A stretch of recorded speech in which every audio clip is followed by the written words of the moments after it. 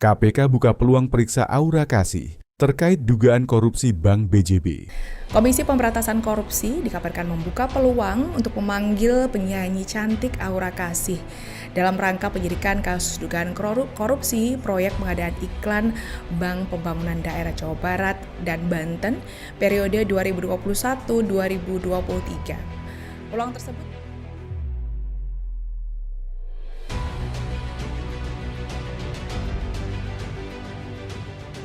Komisi Pemberantasan Korupsi (KPK) berpeluang memanggil penyanyi Aura Kasih terkait penyidikan kasus dugaan tindak pidana korupsi pengadaan iklan Bank Pembangunan Daerah Jawa Barat dan Banten (Bank BJB) periode 2021 sampai 2023.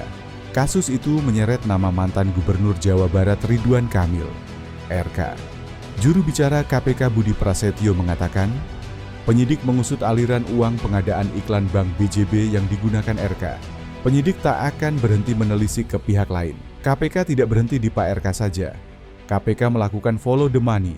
Ada dugaan bahwa aliran uang tersebut tidak berhenti di Pak RK saja, ujar Budi di gedung KPK. Jakarta Selatan, Rabu 24 Desember 2025. Langkah itu mencari tahu uang tersebut digunakan untuk pembelian aset atau dialirkan ke pihak lain. Ini yang menjadi basis teman-teman penyidik melakukan penelusuran, pelacakan kemana saja aliran uang ini. Untuk apa? Untuk siapa?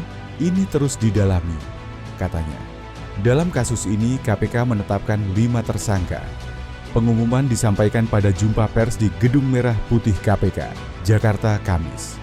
PLH, Direktur Penyidikan KPK, Budi Sokmo Wibowo, menambahkan 5 tersangka yakni mantan Direktur Utama, Dirut, Bank BJB Yudi Renaldi, WR, Pimpinan Divisi Corporate Secretary BJB Widi Hartoto, BPH. Kemudian 3 pihak swasta yakni Ikin Asikin Dulmanan, IAD, Suhendrik, S, dan Sofan Jaya Kusuma, SJK.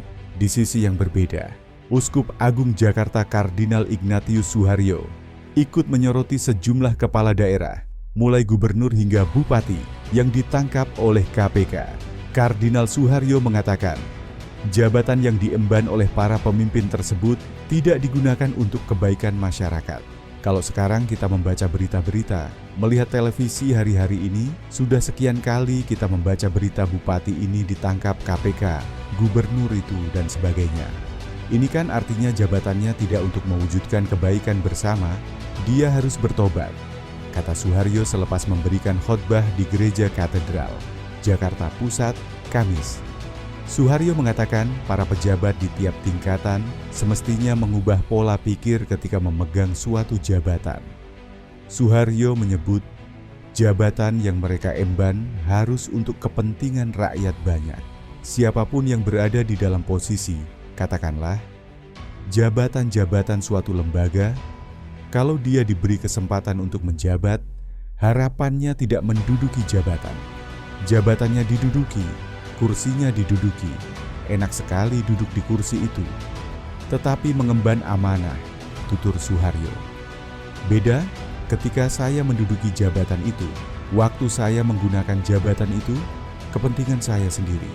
Tetapi ketika saya memangku jabatan, beda, jabatan itu saya pangku untuk kebaikan bersama, imbuhnya.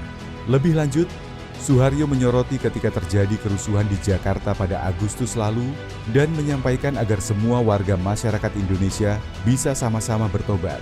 Istilah ini dia sampaikan dengan pertobatan nasional.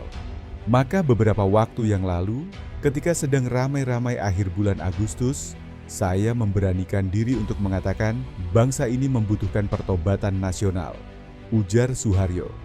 Di momen Natal tahun ini, Suharyo lantas kembali mengajak semua pihak bertobat. Dia menyampaikan tobat nasional untuk mengembalikan cita-cita kemerdekaan berdasarkan Pancasila. Semua mesti bertobat, mengembalikan cita-cita kemerdekaan kita yang terumuskan dalam Pancasila, yang terumuskan di dalam Undang-Undang Pembukaan, Undang-Undang Dasar 45. Itu pertobatan nasional. Tapi dasarnya adalah pertobatan batin, memuliakan Allah dan membaktikan hidup bagi Tuhan. pungkasnya.